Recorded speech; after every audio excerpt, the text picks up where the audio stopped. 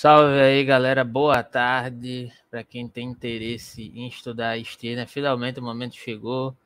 O leitor subversivo deve estar emocionado nessa altura, né? A gente vai começar a quebrar a cabeça aqui com o Stirner, que é mais um autor assim que tem uma maneira própria de pensar, de dialogar com questões que a gente geralmente dialoga aqui no canal, né? Só que ele tem uma forma muito específica de delimitar certas questões. A gente vai adentrar aqui no único, né? Tentar comentar algumas questões, delimitar por lives. Esse encontro é só sobre Stirner.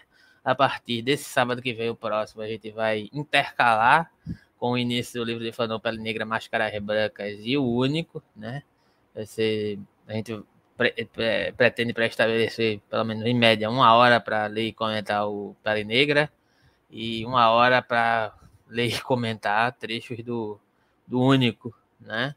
Aí vai passar um pouco, né? Com certeza, mas se você tiver interesse de participar do grupo de estudos, é só entrar em contato conosco aí e, antes de qualquer coisa, se inscreva aí nos canais, compartilhe, considere apoiar aí, ó, os nossos canais, o Pix segue na descrição dos canais e você pode adentrar os grupos e participar e dar sugestões com os links que estão na descrição e assim como no chat ao vivo. Passo a palavra. Olá a todos. Antes de qualquer coisa, vou tentar buscar trazer as pessoas para se interessar por esse autor, né? E mostrar as motivações que me levaram a me fixar bastante nele, né? Ter uma fixação por ele. Ele é um autor sui generis, que a relação da galera é meio de amor e ódio. O Max Stirner, que o nome verdadeiro é Johann Caspar Schmidt. Ele pertenceu ao período de um grande debate dentro da filosofia alemã, dentro de um certo aspecto delimitado da filosofia alemã, que é um debate sobre o idealismo, sobre... Ele é considerado principalmente um cara que atacou mais ferozmente o kantismo, a moral kantiana, o formalismo kantiano. Ele é mais anti-Kant do que anti-hegeliano, como poderia alguns falar. Alguns falam que ele teria que ele seria um anti-hegeliano, hegelianizante, né? E ele, a influência principal dele, espiritualmente, além dos anarquismos, que não é unicamente, exclusivamente o anarco-individualismo, né? Que ele foi descoberto pelo Mackay, que fez a biografia dele, que o difundiu mundo afora. Ele também é influência para o anarcossindicalista, para alguns anarcossindicalistas, como Glasgow e Jean Barouet, né? A cidade de Glasgow, que o sindicalismo, o movimento sindical que existe lá até hoje é de influência, tem uma influência do Stirner. Ele também foi lido por anarcocomunistas como Emma Goldman, Luiz Galeani, que foi mais próximo ao anarcoterrorismo, né? Mas é mais comunista, muito influenciado por Kropotkin também, e o Daniel Goering, que é mais contemporâneo ali, período dos anos 50, 60, 68, 70, com a teoria, e ele também é muito influente dentro da teoria queer anarquista já, né? A teoria queer surgiu lá para os anos 70, né, para frente, dos anos 80, na verdade, 90, né?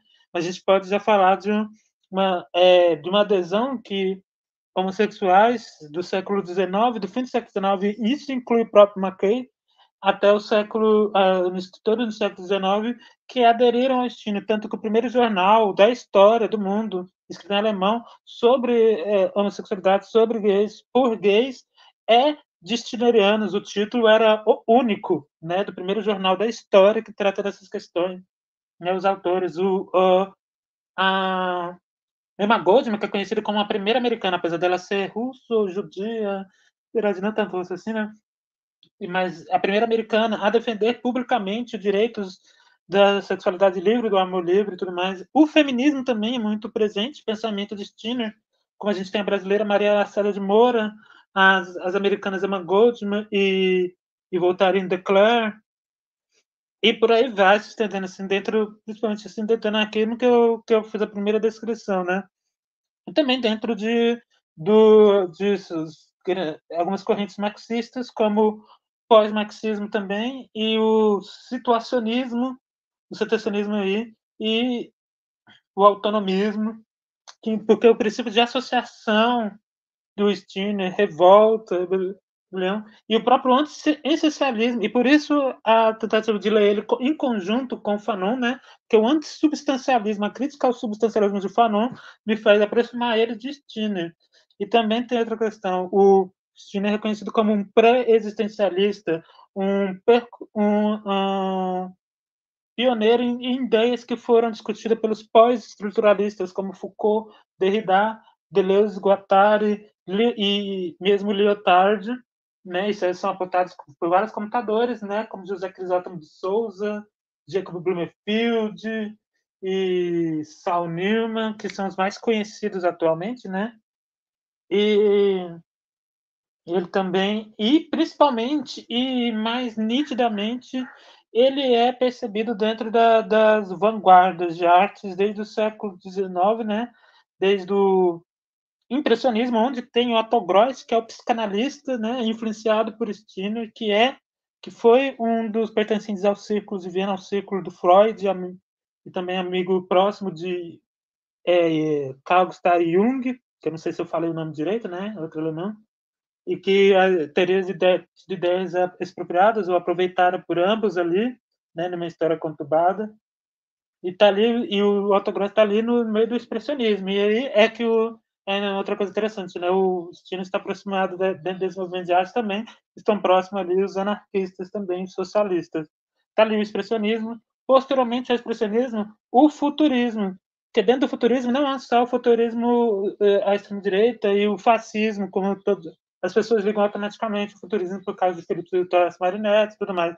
Há feministas ali, há socialistas, o anarcofuturismo, que é a esquerda do futurismo, não é um movimento anarquista. Ele tem bastante marxistas comunistas, né, dentro do que é chamado anarcofuturismo, e também o futurismo russo.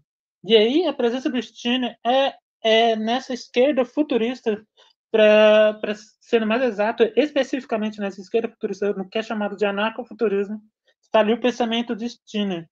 E é percebido também nos manifestos dos dadaístas que, no pós-guerra, nessa decepção com a modernidade e ali outros anarquistas intelectuais reunidos, é nítida para quem lê o pensamento distinto, para quem tem alguma familiaridade dentro dos manifestos dadaístas, a percepção ali, e também é citado, né, em alguns trabalhos lá, que o pensamento do Stirner. Em seguida temos os surrealistas, em seguida dos surrealistas nós temos a internacional-letristas e os situacionistas, novamente, aqui sendo citados, né? E, posteriormente, a influência dele vem reaparecendo, assim, né? É meio a contragosto ou ao gosto, né?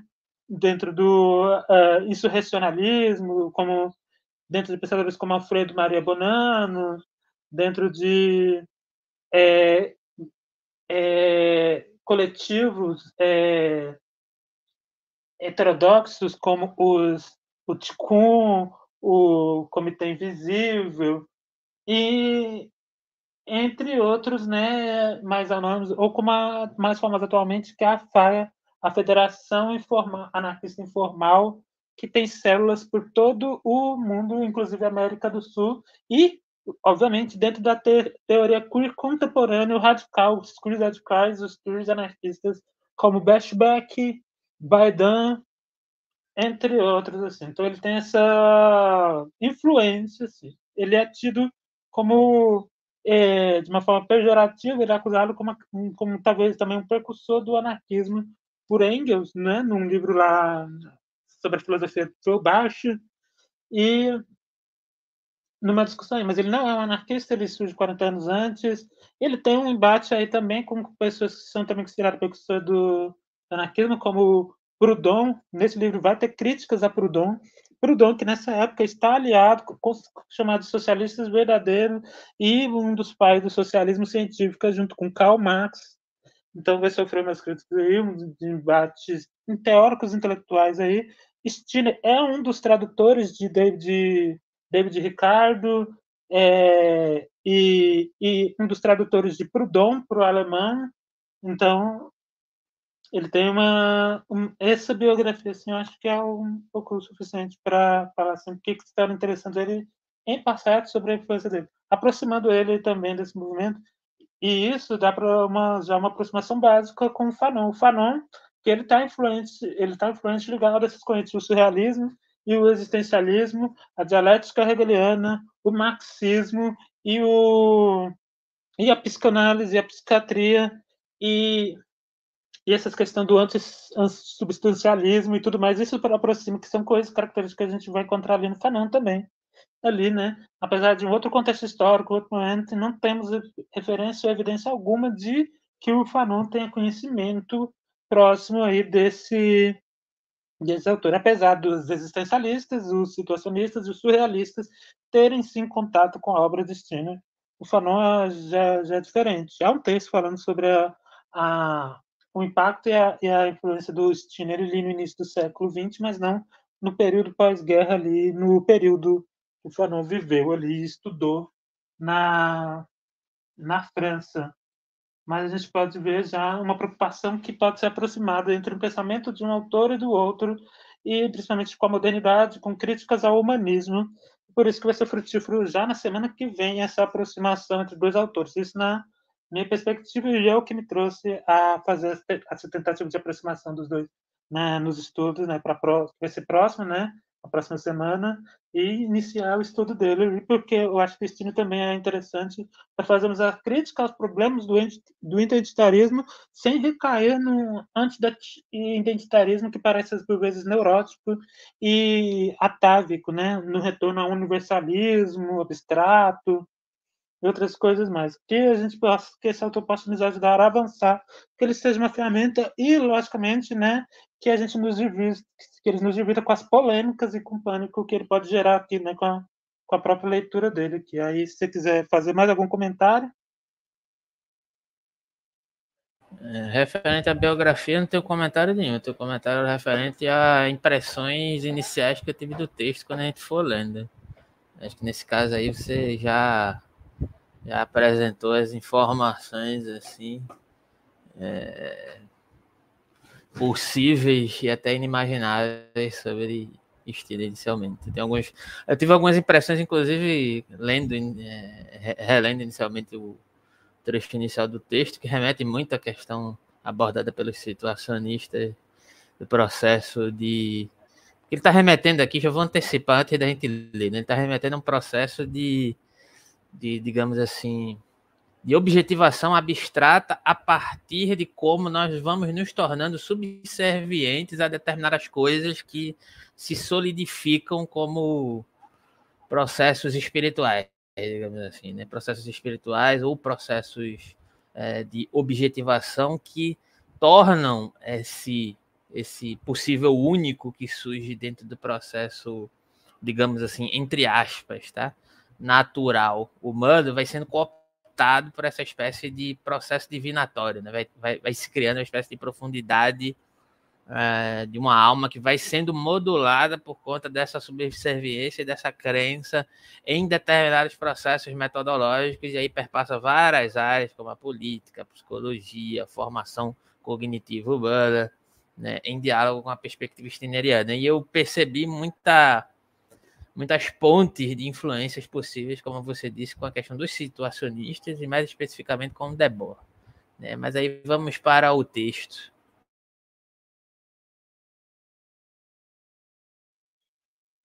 Debord cita, né, ele imediatamente ali ao lado do Marx e do Bakunin no Sociedade do Espetáculo. E o mais forte, né, o que tem mais abrir o verbo assim sobre destino é o Rouveneng no Arte de Viver para as novas gerações. A gente percebe bastante a influência dele, né? Mas uma coisa, né? Sobre esse único, que é uma coisa que eu também não tenho uma definição certa sobre ainda, se eu entendi, né? A gente vai descobrindo o que é, né? Conjuntamente agora, novamente, né? Essa vai ser minha segunda leitura, né? Ou releitura do texto do Stirner, que apesar de ser considerado o primeiro texto elegível, né, legível de filosofia da história da Alemanha, o primeiro texto legível, tanto é que ele é chamado por um socialista que eu esqueci o nome do século XIX ali, do início do século XX, século XIX, ele é considerado o primeiro, o filósofo do proletariado, que é uma coisa meio interessante, né? Porque posteriormente vão tentar associá-lo ao fascismo, assim como fizeram com Nietzsche, mas tentaram associar ao fascismo, ao liberalismo, direito. Mas é um filósofo considerado comparado a Hegel, a Feuerbach, a Bruno Bauer, e a outros filósofos daquele período. Ele é considerado legível, né? Muito mais fácil de compreender. Não sei se de compreender, mas de ler. Mas realmente de ler ele é muito mais fácil, muito mais simples de ler do que qualquer outro autor que você encontra na história da filosofia alemã, desse período aí, né? Porque a galera escrevia, parece que em hieroglifos, mas ele não. Então vamos tentar aqui. Então, eu diria que ele é simples de ler, né, na forma que ele escreve, só que o que está por trás das ideias dele, infelizmente, vai remeter você a entrar em contato com esses infelizes aí. Tá ligado? Não, esses infelizes são irrecusáveis, né? Por causa que você precisa ter contato com o pensamento de Hegel, com os conceitos de Hegel, né? Que ainda estão entrando, para você estar entendendo aqui, principalmente alguns termos que você não, se a gente não tiver contato com esses conceitos, a gente se perde ou entra em vários equívocos. A gente precisa também ter acesso ao Feuerbach. E vai ter ideia de Feuerbach, que o Feuerbach ele não é. Algumas pessoas tentaram colocar Stirner como antimaterialista, por causa que ele estaria refutando Feuerbach, mas ideias de Feuerbach estão introduzidas aqui. E há uma relação ambivalente, né, com o Bruno Bauer. Mas aqui ele revira as ideias de todos esses autores, tanto do Hegel quanto da escola hegeliana, né, dos jovens hegelianos, e traz implicações completamente inesperadas para esses autores na época, né, que eles se chocaram. Foi um choque bastante, né? O cara chegou e explodiu todo mundo ali, né? E como eu disse, né, e também é o que também umas questões tanto com Hobbes, quanto com Maquiavel, quanto com Rousseau e quanto com Descartes aqui, principalmente uma crítica ao Descartes que vai ser citada nominalmente aqui, né? E bora direto ao texto, né? Eu vou já iniciar a leitura aqui, né? Começa com a frase que ele tirou de um poema, eu acho que foi do Goethe, se eu não me engano, que é a minha causa é a causa de nada. E lembrando que nada é um conceito já aqui em Stirner. Então, minha causa é a causa de nada. Há tanta e nada também relacionada nada também significa o mesmo que o eu do Stirner, né? Então, a minha causa é a causa de nada. Então, ele está falando é a causa minha, a causa dele, a causa nossa, né? A minha causa é a causa de nada. Há tantas coisas a querer ser a minha causa, a começar pela boa causa, depois a causa de Deus, a causa da humanidade, da verdade, da liberdade, do humanitarismo, da justiça, para além disso, a causa do meu povo, do meu príncipe, da minha pátria e, finalmente, até a causa do espírito e milhares de outras. A única coisa que não está prevista e é que a minha causa seja a causa de mim mesmo. Que vergonha! A deste egoísmo, que só pensa em si. Aí é uma demonstração, né, que ele está fazendo, ele está criticando todas essas ideias que estão sendo colocadas no período ali dele, né, constatação do período da filosofia alemã, e essa acusação que é feita dentro do cristianismo, dentro da teologia, dentro do idealismo, ali que a única causa que não pode, que é admoestada, que é recusada, que tenha-se a própria causa em si mesmo, né, ao próprio interesse, né? Que vergonha a deste egoísmo que só pensa em si. E isso aqui é uma apontamento já contra o domínio do pensamento cristão sobre a filosofia alemã. Vejamos então como se comportam com a sua causa aqueles para cuja causa se espera que nós trabalhemos, nos sacrifiquemos e nos entusiasmemos. Vós, que sabeis dizer tantas coisas profundas sobre Deus durante milênios, haveis sondado os enigmas da divindade. Ilhes percrustaste o âmago. Vós sabereis de certo dizer como é que o próprio Deus trata a causa de Deus, que nós estamos destinados a servir? E de fato, vós não fazeis mistério nenhum do modo como o Senhor se comporta. Qual é então a sua causa? Terá ele, como de nós se espera, feito de uma causa estranha, da causa da verdade e do amor à sua própria causa? A vós, este mal entendido causa-vos indignação, e pretendeis ensinar-nos que a causa de Deus é sem dúvida a causa da verdade e do amor, mas que não se pode dizer que essa causa lhe seja estranha, já que Deus é Ele mesmo a verdade e o amor. A vós indignai-vos a suposição de que Deus possa, como nós, pobres vermes, apoiar uma causa estranha como se sua fosse. Como poderia Deus assumir a causa da verdade se ele próprio não fosse a verdade? Ele só se preocupa com a sua causa. Mas como é tudo em tudo, também tudo é a sua causa. Nós, porém, não somos tudo em tudo, e a nossa é bem pequena e desprezível. É por isso que temos de servir uma causa superior.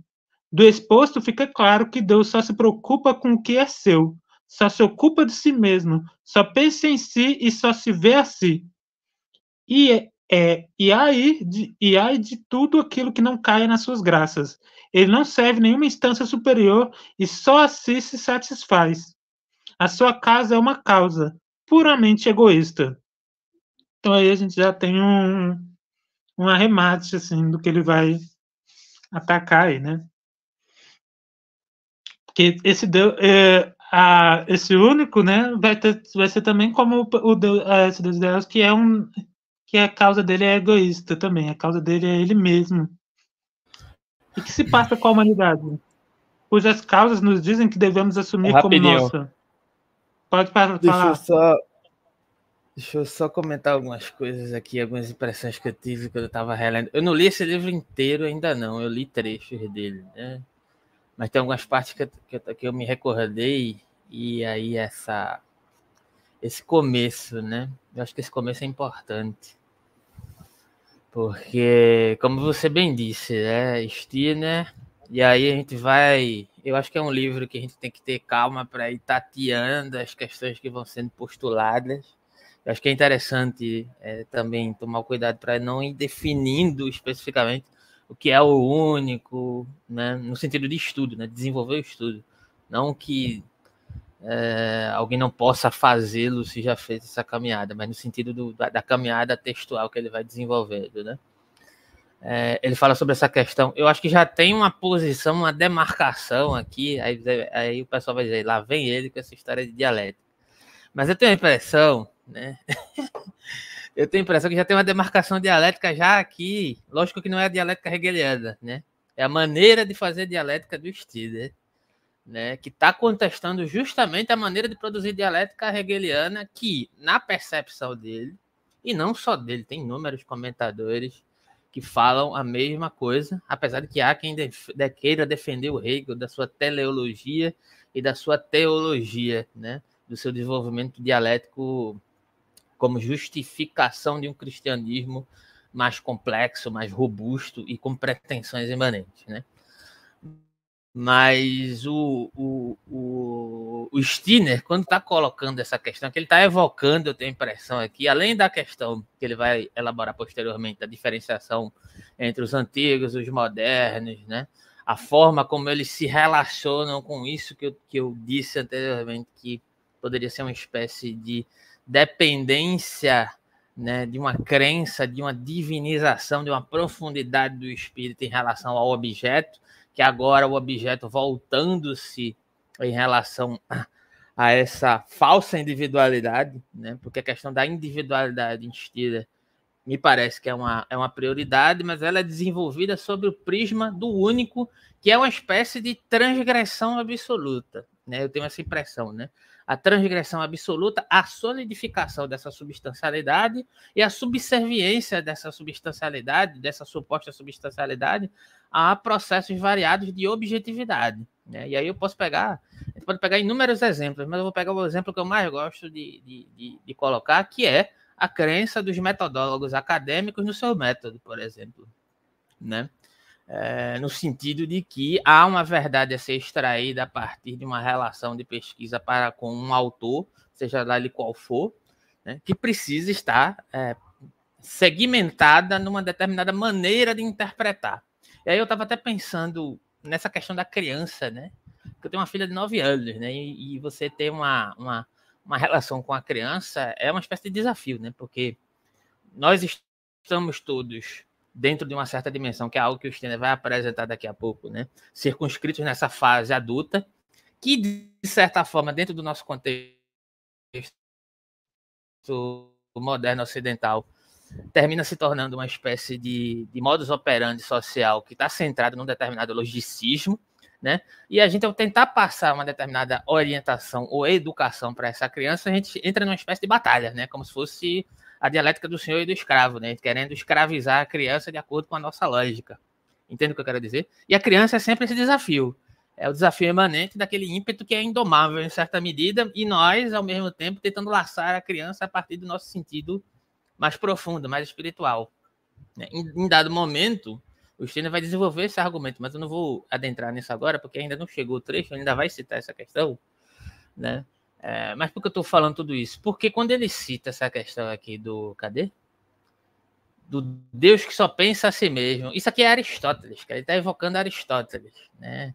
O primeiro motor imóvel lá em Aristóteles, né?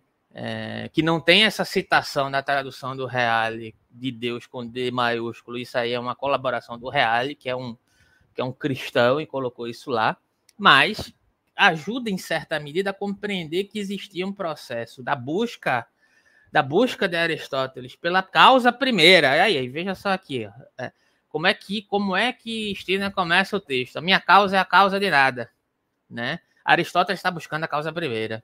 E a causa primeira a partir de quê? A partir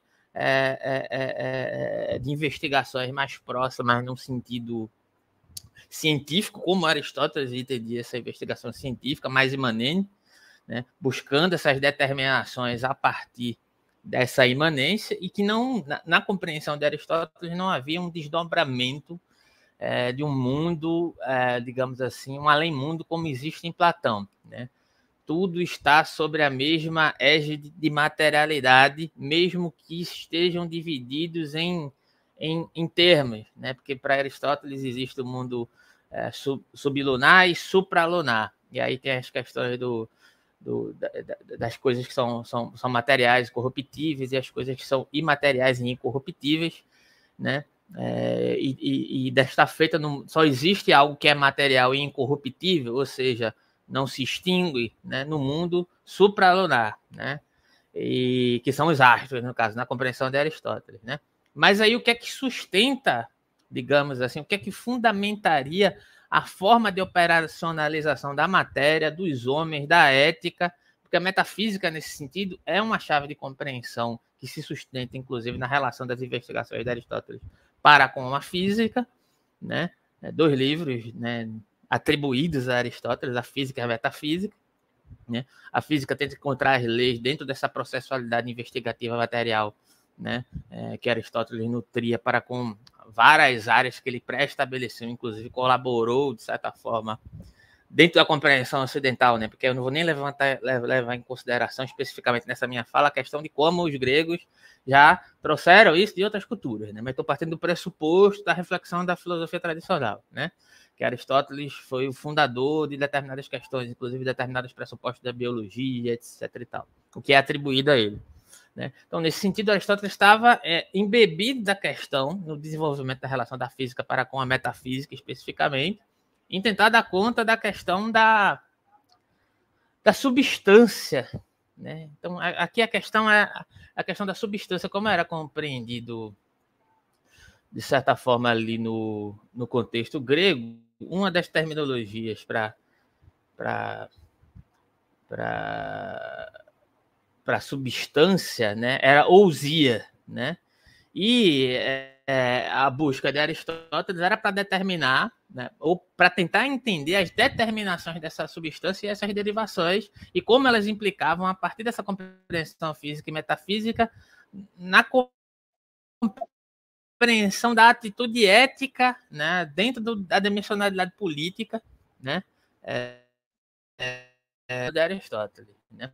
Então, só para fechar a questão do primeiro motor imóvel, né?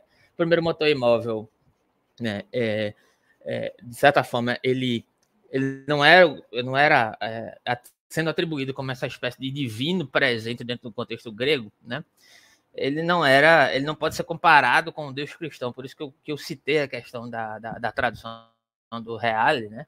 Que é uma das traduções, uma das melhores traduções aqui do Aristóteles comentada e etc. Tem uns textos citados em grego, mas ele coloca essa questão do Deus com D maiúsculo, né? Que já é uma espécie de constatação da crítica que o próprio Stirner está desenvolvendo aqui, né? Quando, de certa forma, o homem se torna espiritual, se torna profundo, ele acha que está manipulando objetivamente algo dentro de uma investigação que dentro de Aristóteles é compreendida como uma investigação da causa, da substância a partir da perspectiva teológica, da teologia, né?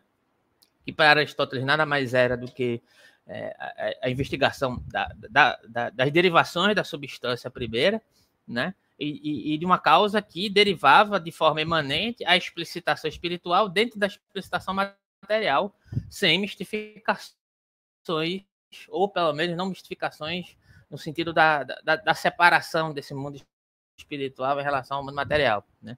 Para Aristóteles, de certa forma, as duas coisas estavam interligadas dentro de uma certa dimensionalidade, né? Apesar que há discussões, né? Se a alma em Aristóteles ela se separa do corpo ou não, porque isso não fica muito claro e não tem nada que seja taxativamente nesse sentido. Mas Aristóteles se comporta diferente de Platão em determinadas situações, né? Referente a essas questões. Mas o primeiro motor imóvel, né?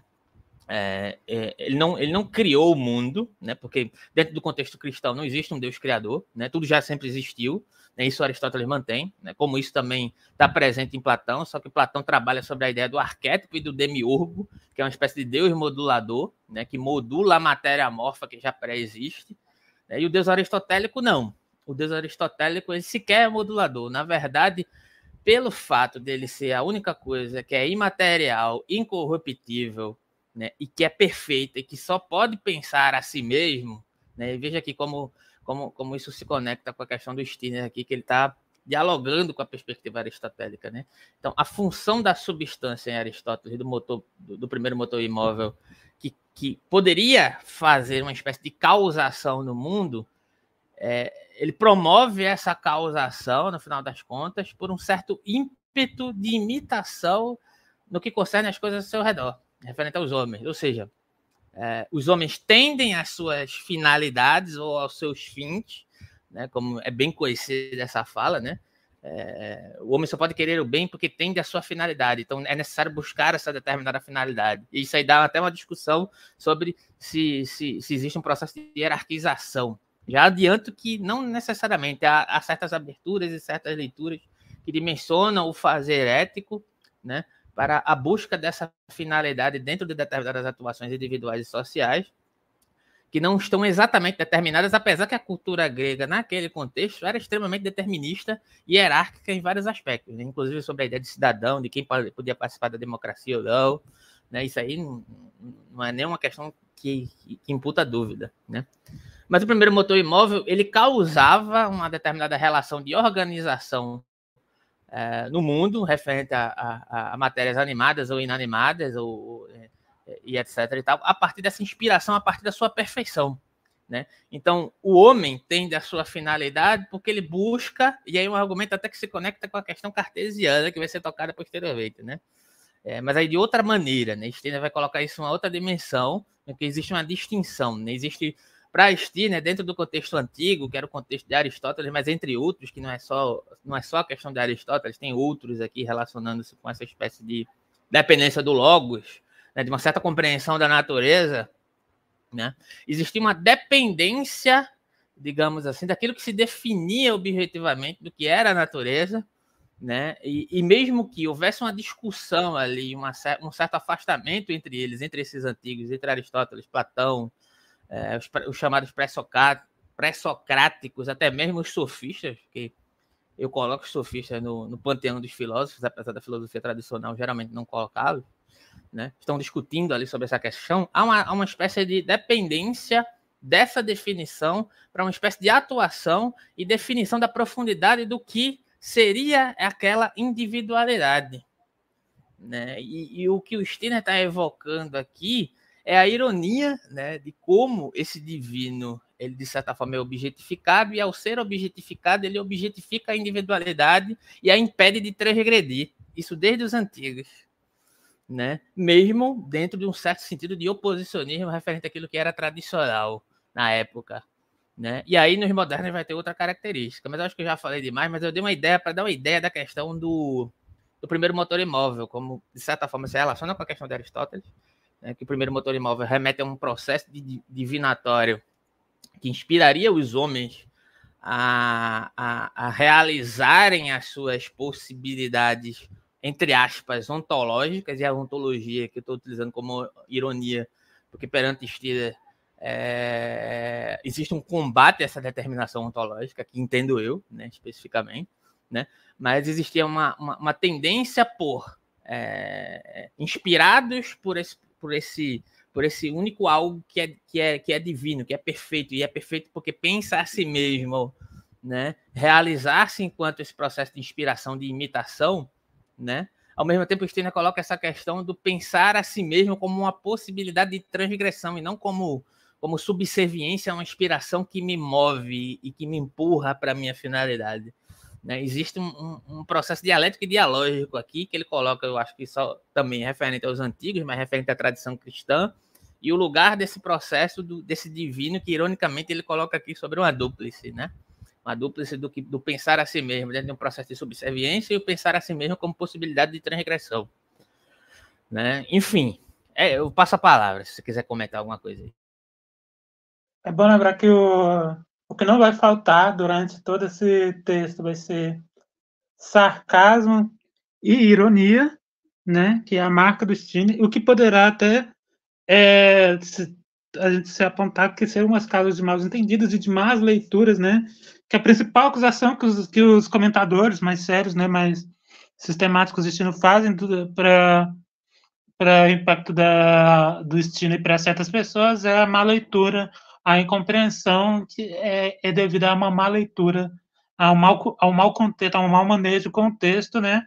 Talvez a causa disso seja também, né? Além de ser um texto do século XIX, ao estilo de um humor típico do século XIX, alemão, bem situado ali, que é o humor do Steiner, né? Que é sarcástico, que pinga, goteja, transborda ironia e sarcasmo aqui. Que já também uma tentativa de... e alguns comentadores vão falar que é uma paródia à fenomenologia, né? Talvez essa primeira parte aqui também já esteja indicando uma paródia também, além do que você apontou, com o absoluto, com o finalidade dialético de chegar ao absoluto. E esse absoluto é Deus, né? Se Deus é fora de nós, assim, que talvez o Steiner esteja ou por querer ou acidentalmente, né? Isso aqui já é uma suposição minha, já vislumbrando isso também, né? E os gregos, acabei de me lembrar que no realismo especulativo, não sei se é no realismo especulativo ou virada especulativa, ou no teologia orientada a objeto, ou no aceleracionismo, sei que a Sadie Plant, no Mulher Digital, ela traz uma questão sobre os gregos, e principalmente, focadamente, na verdade, sobre Sócrates, que o Sócrates enxerga, como eu vou pegar aqui o material aqui na própria Sadie Plant, que ela vai comentar sobre Sócrates.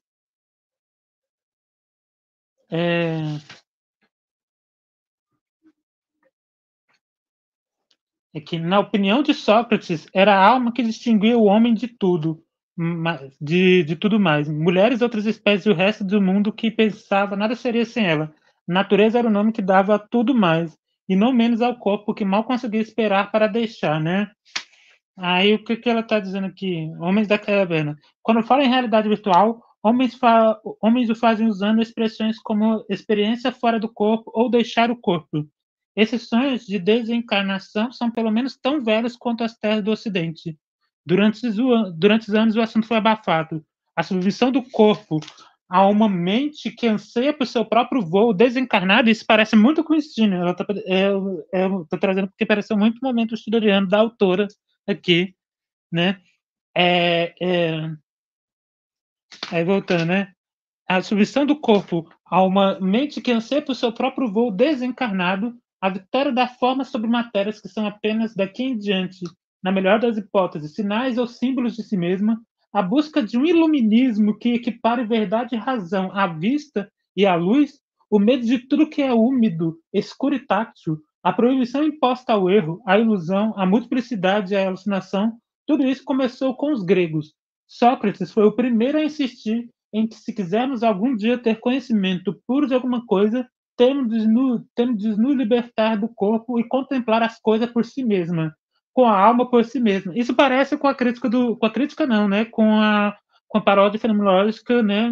E meio que uma brincadeira com a história da filosofia, tanto em Feuerbach, tanto quanto em Hegel, Cristina estaria fazendo também, apontando isso, né?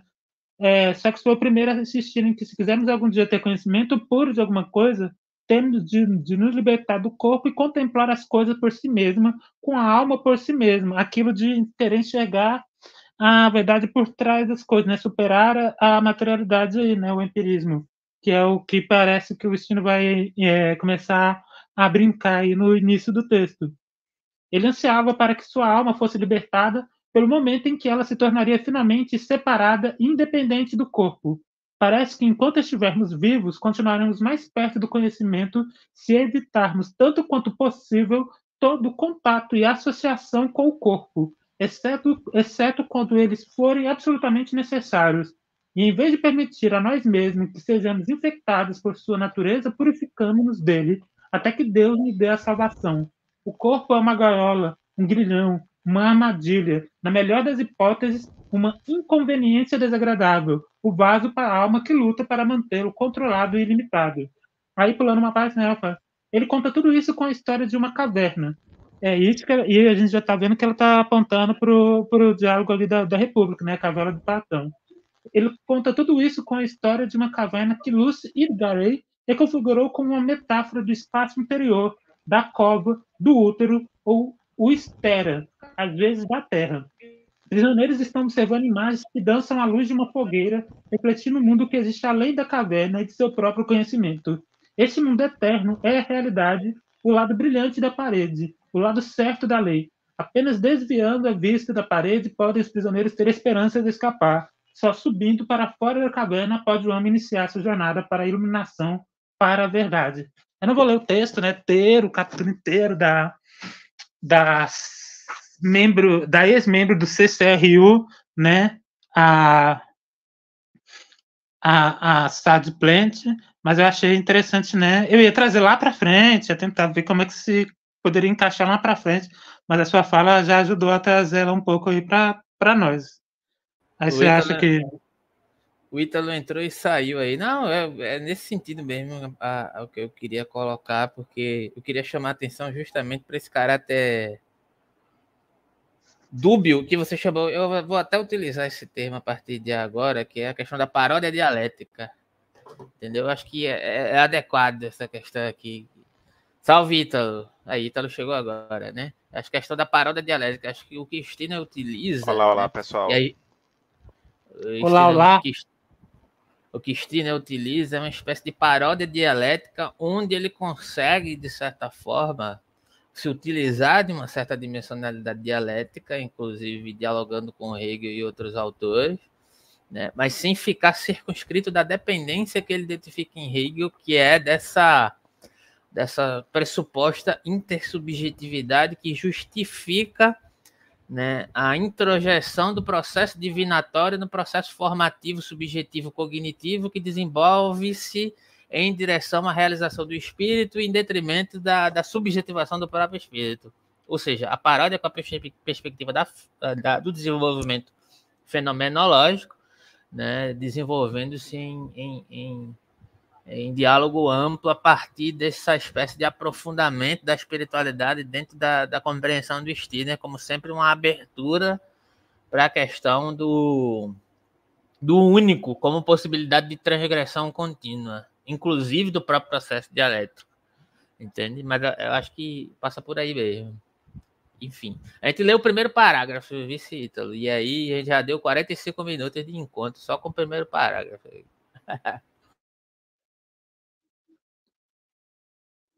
E aí eu vou continuar então já direto, né, para a gente já para o parágrafo seguinte, né? Beleza. E que se passa com a humanidade, cuja causa nos dizem que devemos assumir como nossa? Será a sua causa de um outro e serve à humanidade uma causa superior? Não. A humanidade só olha para si própria. A humanidade só quer incentivar o progresso da humanidade. A humanidade tem em si mesma sua causa. Para que ela se desenvolva, os povos e os indivíduos têm de sofrer por sua causa. E depois de terem realizado aquilo de que a humanidade precisa, ela, por gratidão, atira-os para a estrumeira da história. Não será a causa da humanidade uma causa puramente egoísta? Essa é um parágrafo fodão, né, dele. Nem precisa de demonstrar a todos aqueles que nos querem impingir a sua causa que o que os move são apenas eles mesmos, e não nós, o seu bem-estar, e não o nosso. Olhe só para o resto do lote. Será que a verdade, a liberdade, o humanitarismo, a justiça desejam outra coisa que não seja o vosso entusiasmo para o servir? Por isso todos se sentem na sua sete quinta, quando zelosamente lhes são prestadas honras. Lembrando que essa aqui é a tradução de Portugal, tá, gente? Da próxima vez a gente vai utilizar o PDF brasileiro. Por isso todos se sentem na sua sete quinta, quando zelosamente lhes são prestadas honras. Veja-se o que se passa com o povo, protegido por dedicados patriotas. Os patriotas tombam em sangrentos combates, ou lutando contra a fome e a miséria. E acham que o povo quer saber disso? Calma aí. Calma aí.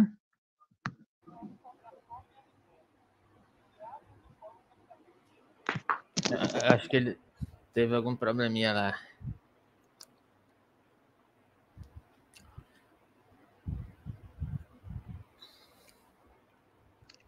Bora voltar aí. Desculpa aí, tava. Você quer responder um negócio aqui.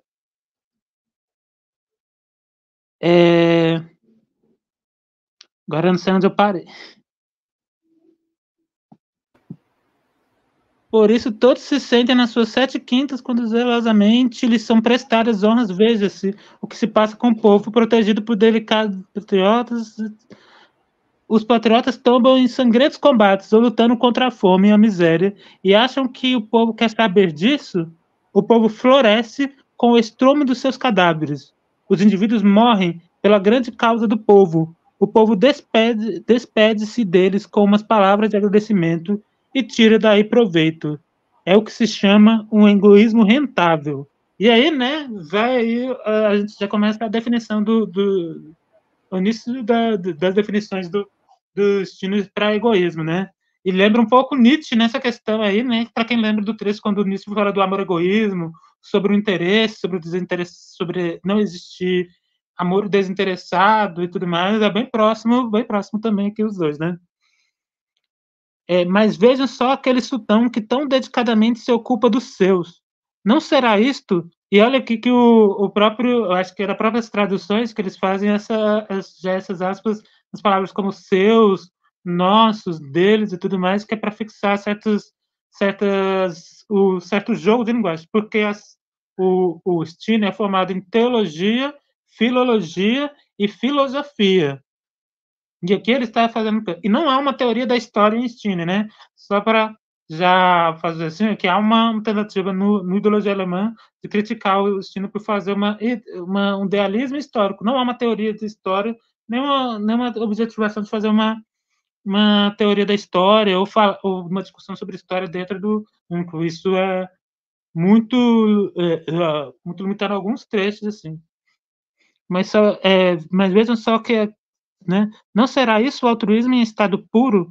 Não se sacrifica, ele ora pelos seus? Exatamente, pelos seus. Tenta tu mostrar-te uma vez, não como seu, mas como teu, e vais parar as masmorras por teres fugido ao seu egoísmo. A causa do sultão não é outra senão ele próprio. Ele é para si tudo em tudo, é único, e não tolera ninguém que ouse não ser um dos seus. E todos estes brilhantes exemplos não chegam para vós convencer de que o egoísta leva sempre a melhor? Por mim, extraio daqui uma lição. Em vez de continuar a servir com altruísmo aqueles grandes egoístas, sou eu próprio o egoísta. Nada é a causa de Deus e da humanidade. Nada a não ser eles próprios. Do mesmo modo, Eu sou minha causa. Eu que, como Deus, sou nada de tudo o resto. Eu que sou o meu tudo. Eu que sou o único. Se Deus e a humanidade, como vos assegurais, têm em si mesmo substância suficiente para serem, em si, tudo em tudo, então eu sinto que a mim me faltará muito menos, e que não terei de me lamentar pela minha vacuidade. Aí, né, guarda o termo vacuidade aí também, gente. O nada que eu sou não é no sentido da vacuidade, mas antes o nada criador, o nada a partir do qual eu próprio, como criador, todo crio. É diferente do eu fitiano, né? Que ele vai se opor aí também, né? Porque o eu freudiano é tudo, é o eu, é um eu essencialmente, né? O eu que é tudo, né? O eu do destino ele vai se opor, é o eu, o eu não é tudo, o eu destrói tudo, né? É a destruição, né? Uma subversão, como o Alberto já levantou. Por isso, nada de causas que não sejam única e exclusivamente a minha causa. Vocês dirão que a minha causa deveria, então, ao menos ser a boa causa. Qual bom, qual mal, eu próprio sou a minha causa. E eu não sou nem bom nem mal. Nenhuma nem outra coisa fazem para mim qualquer sentido. O divino é a causa de Deus, o humano a causa do homem. E aí já temos aí uma oposição tanto ao conceito de Deus, né, de transcendental, do além, e tanto esse transcendental também é o conceito de humano, né, e de homem, né, de humanitarismo e a crítica que ele vai fazer ao humanismo, do iluminismo ali daquele período, principalmente a crítica a Feuerbach e a crítica a Bruno Bauer. Né, o divino é a causa de Deus, o humano é a causa do homem. A minha causa não é nem o divino, nem o humano, nem é o verdadeiro. Aí também tem a crítica ao destino e ao conceito de verdade nesse período aí. Não é o verdadeiro, o bom, o justo, o livre, etc. Mas exclusivamente o que é meu. E esta não é uma causa universal. Uma crítica, já aponto também que vai ter uma crítica, uma questão do universal aí dentro da filosofia alemã, dentro do Hegel, Kant, Feuerbach e Bruno Brauer, mas sim única, tal como eu. Para mim, nada está acima de mim. Então E vamos aí, comentar aqui. Ítalo... Eu acho que eu vou tentar comentar aqui para tentar ajudar o Ítalo a comentar, se ele quiser comentar alguma coisa. Eu vou tentar pegar alguns pontos. A não ser que ele queira falar logo. Não, eu vou esperar seu comentário, porque eu cheguei atrasado e perdi o começo do texto, mas parece ser um texto bem interessante. Eu quero escutar vocês. Então, vou tentar comentar conectando com os momentos iniciais aqui, a partir do que o leitor falou, para poder tentar trazer o Ítalo para a discussão. Né? Vê só, eu tenho uma impressão aqui que na continuidade do texto, né, do segunda parte do texto, acima de tudo é um texto assim, substancial, porque em pequenos trechos a gente consegue fazer inúmeras relações aqui, né? E não porque está ao nosso bel prazer, mas é porque alude isso aqui mesmo no texto. Né? Quando ele diz aqui, não, a humanidade só olha para si própria, a humanidade só quer incentivar o progresso da humanidade. Eu tenho a impressão, e aí eu não tenho certeza disso, tá? Estou dizendo assim, que ele também brinca com a questão do egoísta em sentido duplo aqui, né? O egoísta como essa absoluta transgressão, e aí eu estou utilizando o termo absoluto como provocação mesmo, tá? Essa absoluta transgressão como processo de, entre aspas, de nadificação constante, como investimento no egoísta. E aí é interessante uma coisa que o leitor subversivo mencionou do início, né? Antes do Ítalo chegar. Muita gente confunde o Stirner por ser um apologeta do individualismo, né? Ou condenam por conta disso, ou alguns fazem o contrário, né? Divinizam o que já é contraproducente referente ao próprio texto do Stirner, por ser um egoísta, compreendendo mal o direcionamento que o Stirner está dando ao sentido do egoísmo aqui. No primeiro momento da minha fala, eu falei da questão do primeiro motor imóvel, né? Porque lá no início do texto, né, eu vou só colocar rapidamente para citar aqui, ele fala desse Deus, né, que só é capaz de pensar a si mesmo, né? Já dimensionando uma questão como o leitor subversivo chamou a atenção, né, uma espécie de ironia. E aí eu peguei a deixa dele e fiz assim uma espécie de ironia dialética, inclusive com a própria dialética tradicional hegeliana, que para Stirner introjeta um certo sentido de intersubjetividade que substancializa, ou em outras palavras, cristaliza esse eu dependente de um processo de objetivação que está circunscrito dentro do diálogo da perspectiva do idealismo alemão, como você bem colocou, inclusive, né, a questão do Fichte, né, que vai ser uma questão ali para Fichte, para Schelling, né, para o próprio Hegel, né? Como é que eles vão tentar resolver essas questões? O Schelling vai tender a uma espécie de objetividade, entre aspas, espiritualista, né? Que se sobrepõe à dimensionalidade do eu. Né? Já o Fichte, lógico que eu estou resumindo aqui abruptamente, né? Aí você precisa dar uma lida, depois a gente coloca uns artigos aí para aprofundar essa questão e etc. Né? E já o Fichte, né? Inclusive, ele vai se dimensionalizar por uma espécie de individualidade que é o eu total, né? Que é o eu totalizante, que não é um eu especificamente circunscrito dentro de uma individualidade fechada, mas que parte dessa dimensionalidade do eu para uma espécie de investimento objetivo do mundo. Né? Já o Stirner pega essa questão, né, do único, e aí, como eu mencionei no primeiro momento da minha fala, né, como possibilidade de crítica antifundacionista, antissubstancialista, né, anti-ontológica, como determinação desse processo ontológico, brincando com a institucionalização do processo do Deus cristão, inclusive, né, que vai se desenvolvendo sobre a égide de uma espécie de aprofundamento espiritual. E, nesse sentido, tem muita relação, ou talvez alguma influência, não sei, com a questão que o Nietzsche desenvolve sobre a questão da profundidade do espírito que vai se desenvolvendo a partir dos processos institucionais cristãos.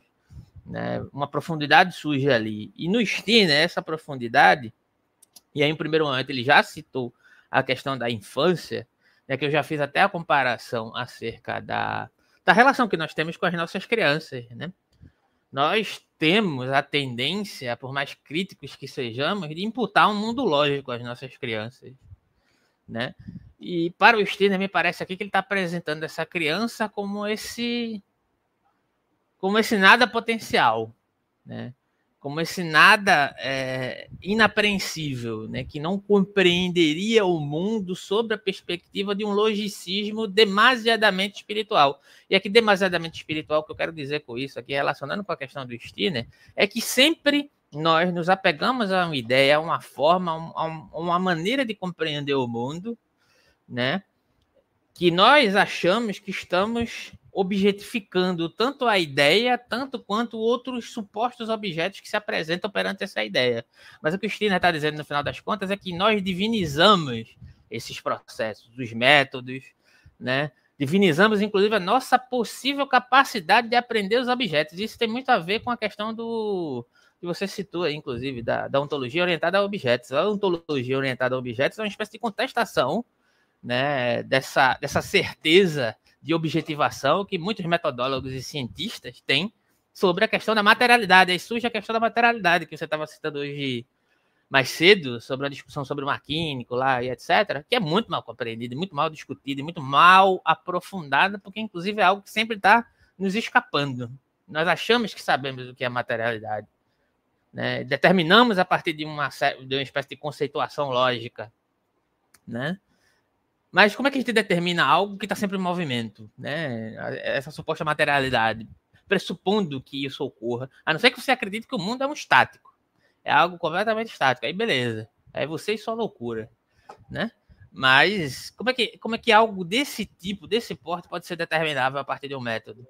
Eu acredito até que existam recortes e possibilidades de operacionalização disso, é claro, isso é factível. Né? Mas por muitas vezes a gente diviniza o método, diviniza a ideia de homem, diviniza a ideia de humanidade, diviniza a ideia de atuação política e diviniza a ideia de formação, de educação, de compreensão, né? De hermenêutica, né? De capacidade de relação afetiva, né? E eu acho que é tudo isso que está aqui no pacote em relação ao processo. E aí vou remeter aqui rapidamente a questão, né? Primeiro, motor imóvel, né? O Stirner brinca com essa questão do Deus que pensa a si mesmo, que é puramente egoísta, em um sentido, no meu entendimento, que é duplo. Duplo no sentido que o egoísmo é a possibilidade de transgressão desse egoísmo solidificador, né?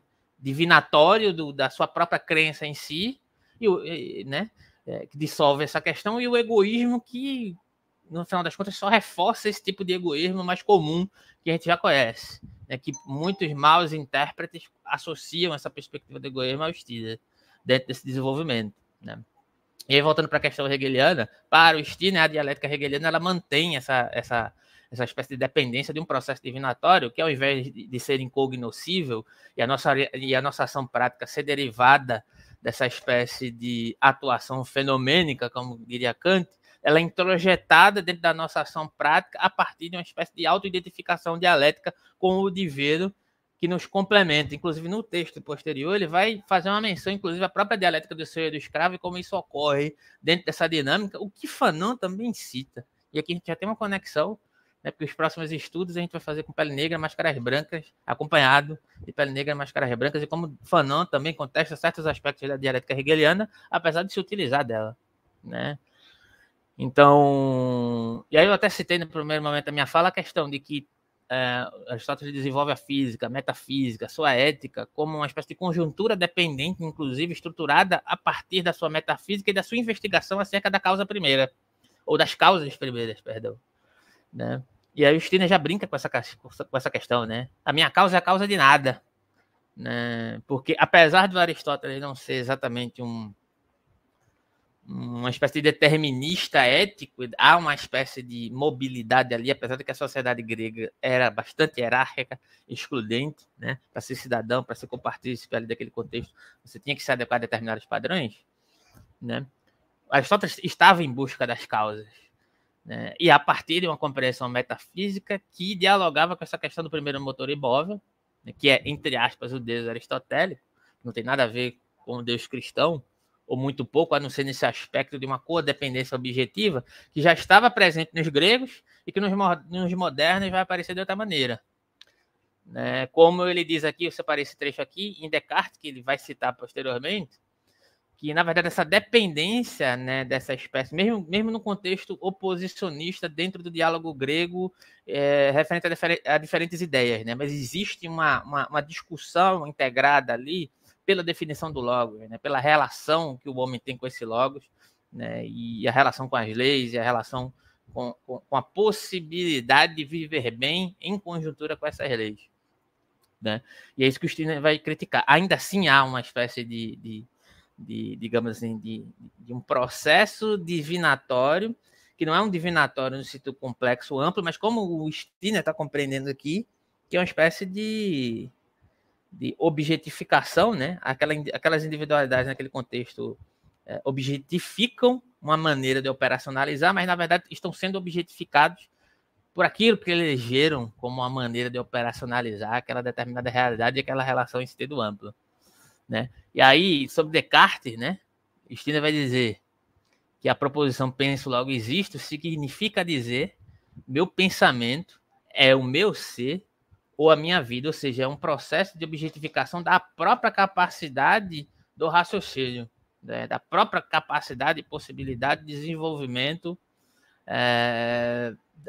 da própria abstração, né? Aqui se dá um passo diferente do que ocorria dentro do contexto antigo, né? Que ele vai tratar dos antigos, dos modernos, né? E como isso se relaciona em sentido amplo com a figura, né, do divino que causa o Deus, né, e do humano que causa o homem, né?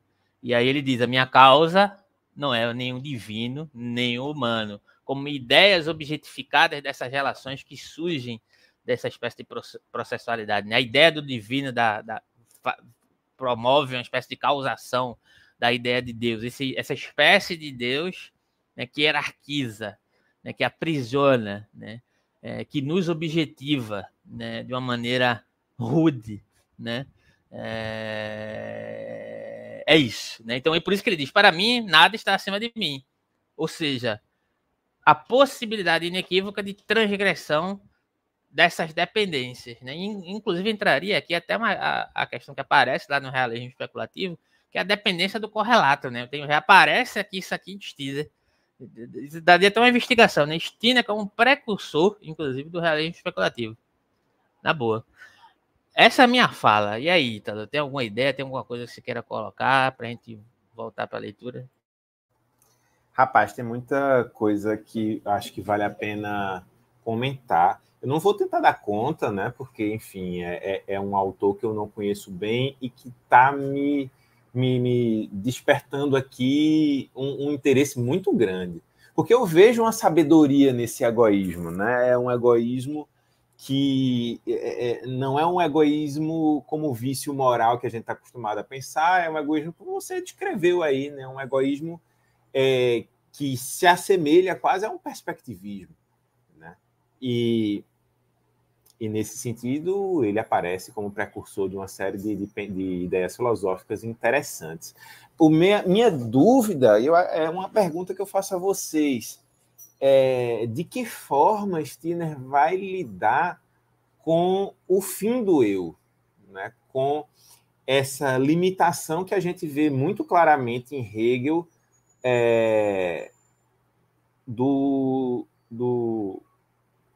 digamos assim, desse eu que morre, esse eu que só poderia sobreviver enquanto ideia, né? E aí, se você faz uma crítica das ideias, das causas, você se depara com a morte das potencialidades. Então, digamos que um sujeito que não pôde, por uma razão qualquer da vida, desenvolver o seu próprio potencial, a causa de si mesmo, ou seja, uma pessoa adoecida, uma pessoa muito provavelmente neurótica, né? Como é que essa pessoa pode lidar com a finitude? Porque, veja, qual é a minha ideia? É que essas grandes causas, elas não surgiram do nada, não é? Essas grandes causas, elas surgiram porque é muito amedrontador para o ser humano pensar que a sua vida vai acabar e que a sua existência vai passar despercebida, vai sumir, e não vai ter nenhum sentido, né? Então, quando você faz uma filosofia centrada no eu, será que não existe o risco de um solipsismo? Isso é o que me inspirou, assim, a dúvida que Vocês conhecem mais do autor, talvez vocês possam responder. Como é que ele lidaria? Em Hegel, é justamente aquele momento que ele cruza da consciência cristã, a consciência da finitude para o absoluto, né? Você sabe, Alberto, que eu me interesso muito por esse momento da fenomenologia do espírito, que é justamente me recorda a expressão. Consciência infeliz. A consciência infeliz, exatamente. Cara, hoje, um dia desse eu vi um artigo, deixa eu só fazer um comentário breve aqui. Um dia desse eu vi um artigo relacionando essa questão da consciência infeliz com a questão da sociedade positiva do Byung-Chul Han, falando sobre não lembro exatamente qual era o título, né? Mas o título era algo como o aprisionamento da questão da eterna consciência feliz. Estamos aprisionados agora no contrário, né? Não é a consciência feliz, é na consciência feliz. Eu achei interessante, só que eu guardei para ler, mas como eu fico tentando ler 5.000 coisas no mesmo dia, isso é impossível, eu terminei esquecendo. Mas eu queria dar uma olhada. Assim, eu acho que Stirner não está interessado, assim, rapidamente, Stirner não está interessado em manter esse eu, não, viu? Isso para ele não é problema, não, mas vai lá, continue. Não, a minha pergunta é justamente essa. Como é que ele lidaria com o solipsismo que deriva de uma filosofia do eu, sabe? Essa é a minha dúvida, meu questionamento para vocês. Quer falar, Leitor? Primeiro, eu acho que ele vai atacar, né, essa questão no Hegel, que esse é o problema, esse idealismo desse eu, né? E no caso, esses autores estão afirmando uma essência, um substancialismo. Ele vai atacar. Sobre a questão da morte, a transitoriedade, esse nada, esse eu, esse é o materialismo de Stirner, um dos principais pontos do materialismo de Stirner. Esse eu corpóreo, esse eu material, esse eu transitório. Então, esse eu desaparece, esse eu vai morrer. Então, ele está querendo, né, por causa que ele está falando sobre alienação, né, também há um aspecto aqui de falar sobre alienação, que o eu alienado de si mesmo, e ele está querendo desalienar o máximo possível esse indivíduo, essa é uma filosofia, principalmente uma filosofia da desalienação. Então, assim como no realismo especulativo, ali no xenofeminismo, vai falar que todos somos alienados e que não é possível não ser alienado, a alienação faz parte constitutiva também da constituição da consciência, isso também está presente, de certa forma, em Stirner. Mas ele vai se afastar dessas concepções do absoluto, dessas questões em Hegel, que ele vai, talvez, ele vai ser mais, vamos dizer assim, mais radical, assim, e menos...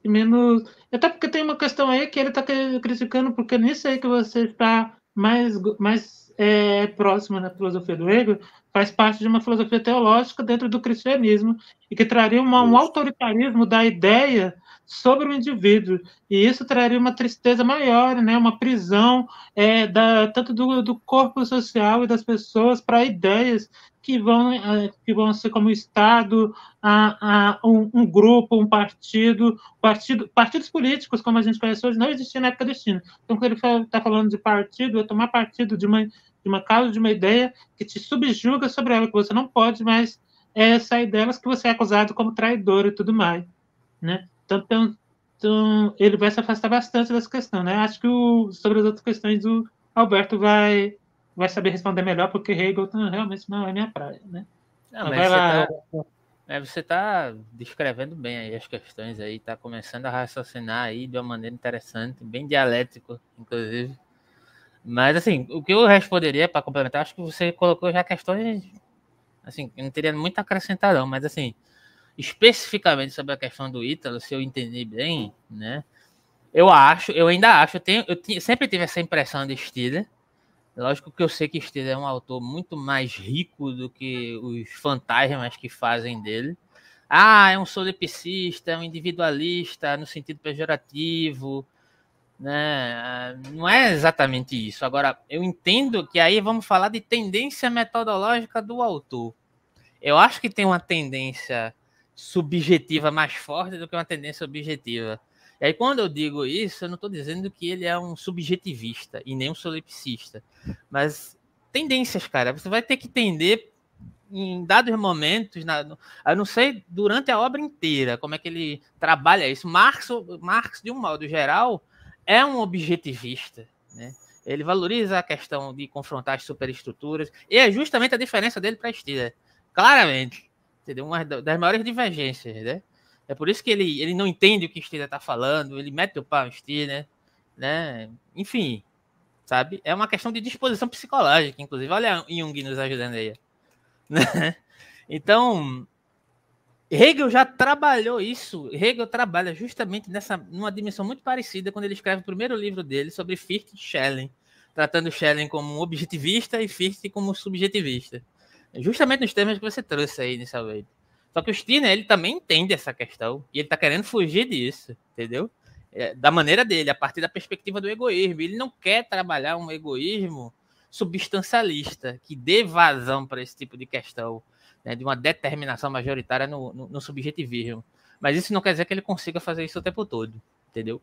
E aí eu percebo que aí, por vezes, né, vai existir algumas questões que vão tender, talvez, a uma certa... A palavra adequada não me vem agora à mente, né? Porque seria uma espécie de determinação que eu faria aqui, né? Mas na falta de uma palavra melhor, mas ele vai tender a uma espécie de isolamento, às vezes, dentro dessa prioridade, né? De se trabalhar a partir da questão do ego, ou do eu, né? Mesmo como possibilidade de transgressão do próprio ego que está relacionado com esse eu que precisa se livrar. Mas isso é uma questão importante para ele. E por ser importante mesmo como oposição, ele vai tender a essa espécie de questão majoritariamente que pode, por vezes, afastá-lo de uma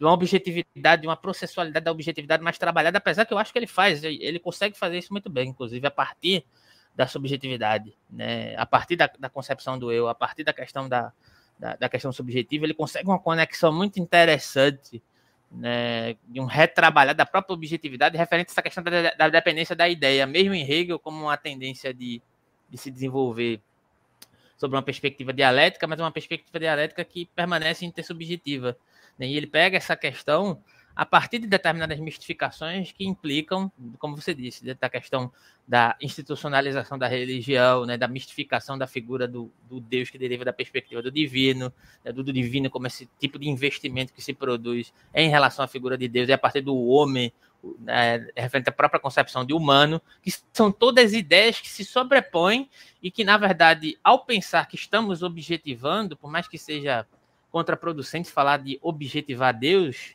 né, é o que o processo de institucionalização termina fazendo, mas, na verdade, é um processo de objetivação contrário, né? Termina objetivando de maneira estratificada o teu próprio investimento, a tua própria capacidade de se diferenciar e de se reintegrar dentro da concepção social de maneiras diferentes, né? De maneiras que poderiam aludir a outros processos de produtividade que não estivessem dependentes dessa tua crença. Crença no sentido pejorativo aqui, tá? Isso acontece em vários campos, dentro da própria pesquisa acadêmica, que eu acabei de falar, eu falei aqui anteriormente, né? A crença no método é uma espécie de digamos assim, de retorno do objeto sobre o eu e objetivo eu, né? E o eu que se torna uma espécie de totalizante, crê que tem um pleno domínio sobre aquilo que supostamente objetivou.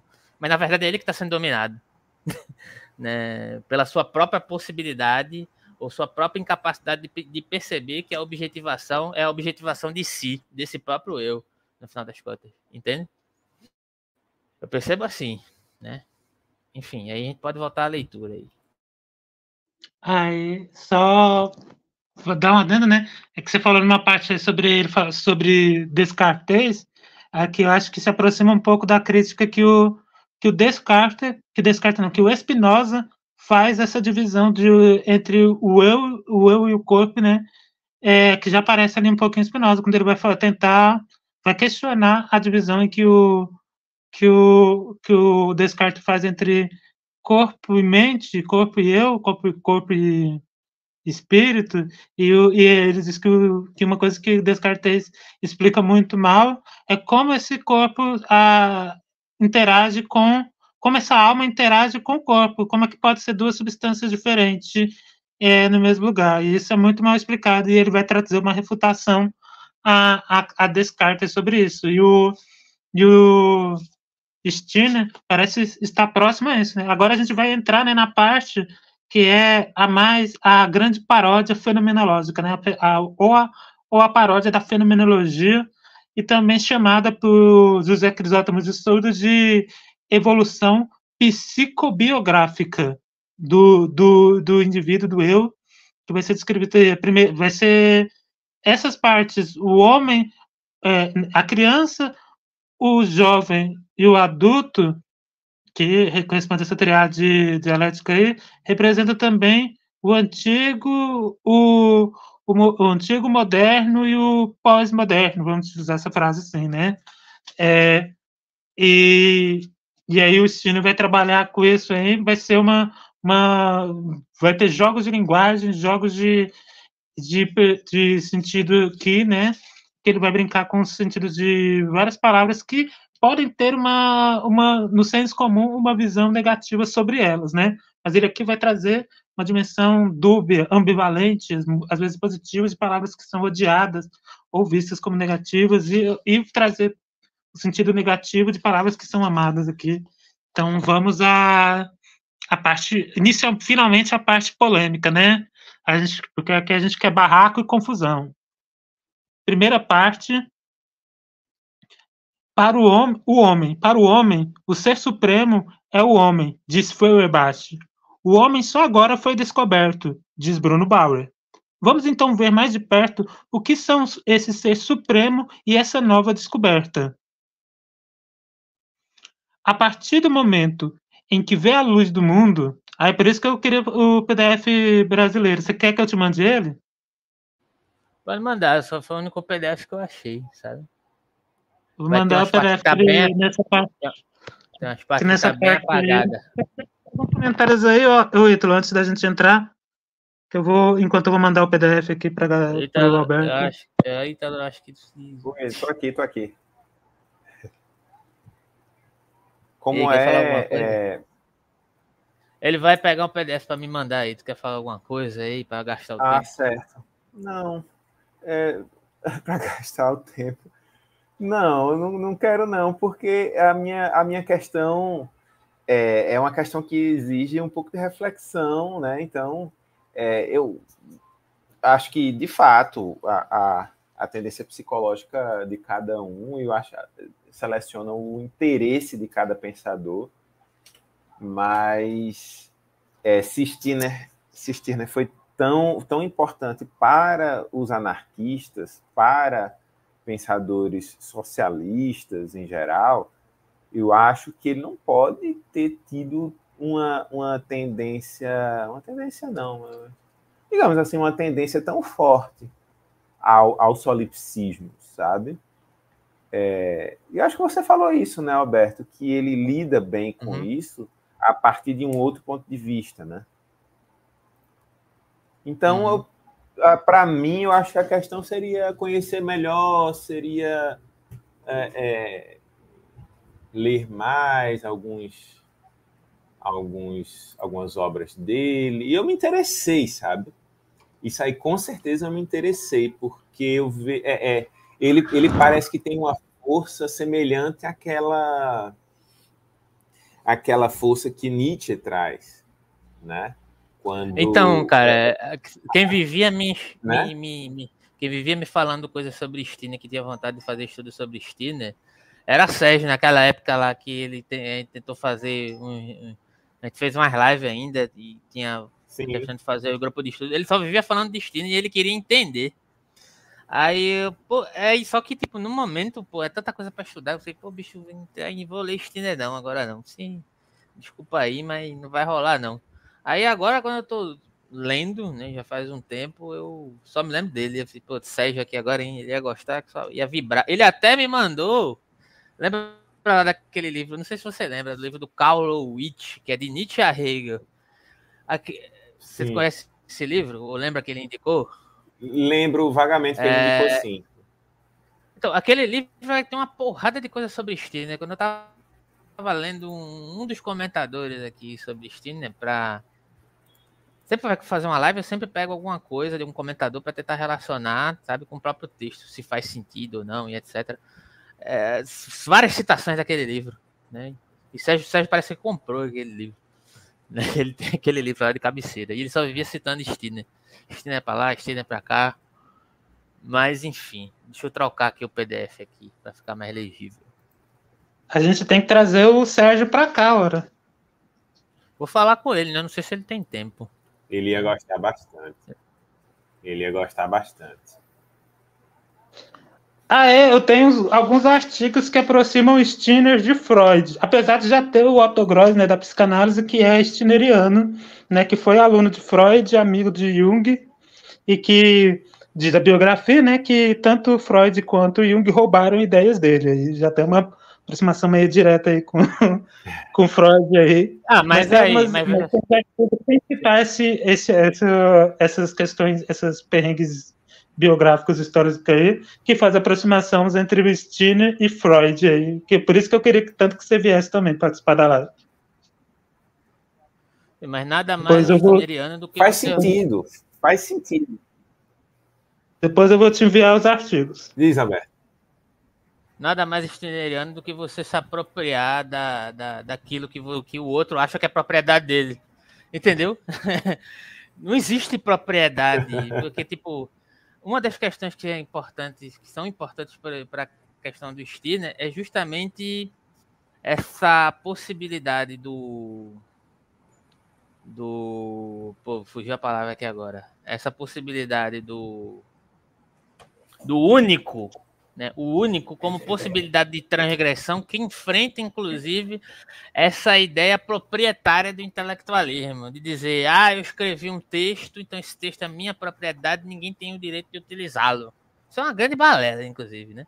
O cara pega o texto com várias ideias circunscritas no mundo, relacionadas com vários outros autores, coloca aquilo lá e acha que aquilo é dele. Tá ligado? E aí, por vezes, elege uma maneira de escrever, porque, na verdade, a escrita é uma espécie de disfarce, né? O quão você consegue disfarçar as suas influências. Quem fala isso é Cioran, inclusive, né? O quanto você consegue fingir que você não é influenciado por ninguém. Tá ligado? Então, a questão do único, né, nesse sentido, né, da propriedade intelectual e a ideia de propriedade privada dentro do âmbito intelectual, inclusive, ela é derivada dessa espécie de substancialismo e da eleição da ideia como algo sublime, superior. Tá ligado?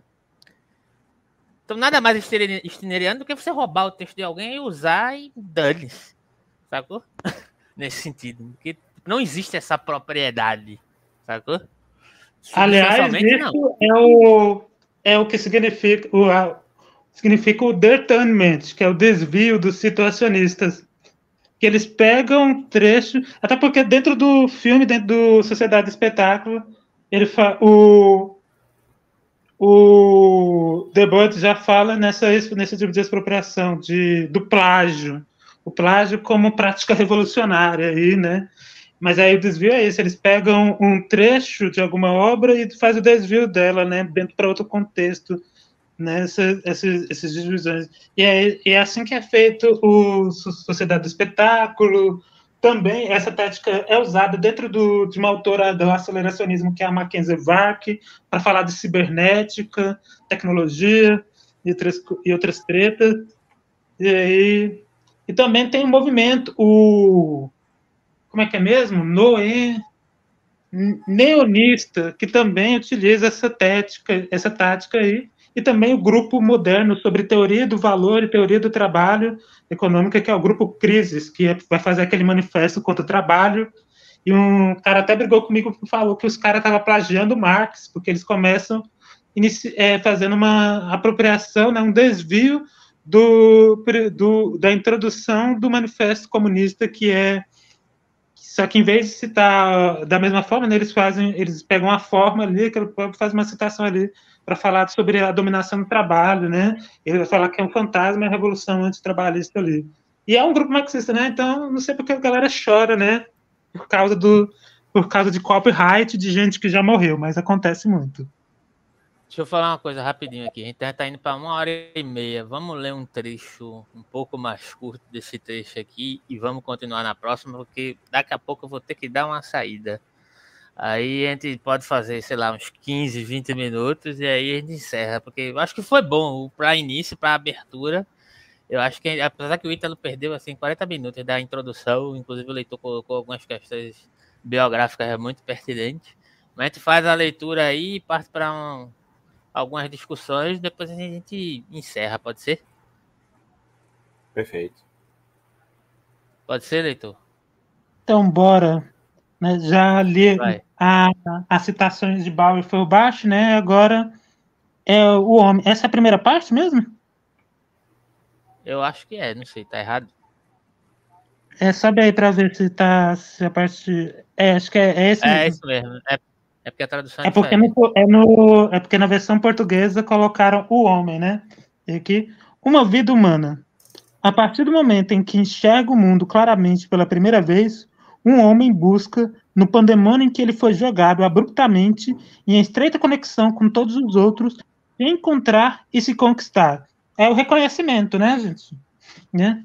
Mas tudo com que a criança entra em contato se protege contra seu ataque, afirma sua própria existência, o mundo exterior, né? Assim, a luta pela autoafirmação é inevitável, né? A afirmação de si contra a alteridade, né? Pois cada um está contido em si mesmo, mas ao mesmo tempo colide com todos os outros. Vencer ou ser vencido, o resultado da luta oscila entre essas duas possibilidades. O vencedor vira o senhor, o vencido o súdito. Aquele exerce a soberania e os direitos de soberano. Este cumpre seus deveres de súdito, com reverência e respeito. É a dialética do senhor e do escravo, e aí já começando o início da paródia. Mas os dois permanecem sendo inimigos, e ficam ambos à espreita um do outro. Um espreita as fraquezas do outro, os filhos aquela dos pais, e os pais aquela dos filhos. Por exemplo, seu medo. Das duas, uma. Ou a vara vence o homem, ou o homem vence a vara. Na infância, a libertação toma a frente do percurso que tentamos fazer para descobrir o fundamento das coisas, ou o que existe por trás delas. Por isso, espreitamos todas as fraquezas delas, prática para a qual as crianças reconhecidamente têm um certo faro. E daí nos destruímos e revolvemos certos cantos obscuros com prazer. E daí nós destruímos e revolvemos certos cantos obscuros com prazer. Vigiamos o que é escondido, o proibido, e com tudo nós medimos forças. O que de fato nós descobrimos de vez, disso passamos a estar certos. Caso descobramos que a vara é muito fraca, contra a nossa teimosia, passamos a não mais temê-la. Nós a superamos. Atrás da vara está mais forte que ela, nossa ousadia. Nossa ousada coragem. Nós vamos atrás de tudo que para nós era aterrorizante ou incerto, atrás do horrivelmente temido poder da vara, do humor inflexível do pai, etc. E por trás de tudo nós encontramos nossa ataraxia. E aí ele já tá comentando nisso daí, fazendo uma paródia também de uma outra parte dele, que ele está falando dos antigos, dos gregos, ele está fazendo mais uma paródia da fenomenologia e está comentando, assim como o Nietzsche está fazendo lá na filosofia na época atrás dos gregos, assim como Foucault está fazendo uma reflexão sobre o pensamento, a história da filosofia da história, e principalmente nessa tradição dos gregos até a nossa dele, né, contemporaneidade. Nossa ataraxia, isto é, nossa inflexibilidade, nossa intrepidez, nossa força, nossa superioridade, nossa indomabilidade. O que antes nos insuflava temor e respeito não nos faz mais recuar. Ao contrário, nós ganhamos coragem. E aí eu indico aí para a galera ler A Coragem da Verdade, de Foucault, por causa que ali ele vai fazer uma história da filosofia também, né? Principalmente para falar da parresia. E por trás de tudo, ora encontramos nossa coragem, nossa superioridade.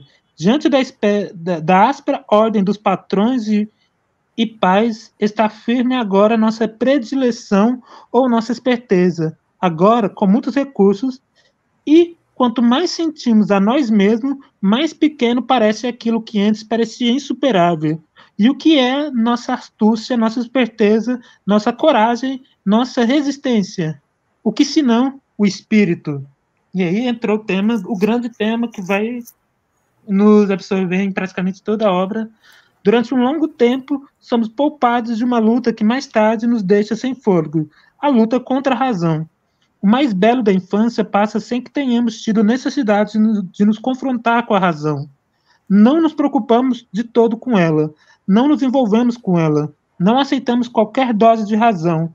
Ninguém nos leva a nada através do convencimento e diante das boas razões, dos bons princípios, etc. Somos surdos. Agora resistimos com certa dificuldade a carinhos, castigos e coisa do tipo. É a fase que a gente já está entrando na fase da juventude, né? Se antes nós nos embatíamos com o mundo, resistimos a ele, era uma relação de empirismo, de materialismo, né? Que o mundo se impunha a nós, agora a gente já entramos na fase da consciência, né? Essa luta áspera contra a razão entra em cena mais tarde e inicia uma nova fase. Na infância brincamos muitos, mas sem quebrar a cabeça. Aí, né, vamos entrar já no que a gente vai discutir e depois a gente encerra para a próxima live, né? O espírito significa o primeiro encontro consigo mesmo. Significa a primeira desdivinação do que é divino. Quer dizer, daquilo que é temido, do fantasma. E aí o espectro, fantasma, espírito, como a gente vai estar lidando com uma tradução, né, e a gente não tem como ler direto no alemão, a gente vai perder um pouco desse jogo de linguagem que vai ser feito durante o texto todo, né? Aquilo que tem medo do fantasma das forças superiores. Nossa recente consciência da juventude, essa consciência de si mesmo, não impõe mais nada. O mundo é posto em descrédito, pois estamos acima deles. Somos espírito. É aí que percebemos pela primeira vez que não havíamos contemplado o mundo intelectualmente. E aí por isso que está grifado aí, né? Colocado em itálico. Mas apenas o olhávamos estanques. Empregamos nossas primeiras forças contra as forças da natureza. Os pais se impõem a nós como uma força da natureza. Mais tarde, pai e mãe se apresentam como algo a ser abandonado, e todas as forças da natureza como algo considerado vencido. São coisas superadas. Para os homens intelectuais, racionais,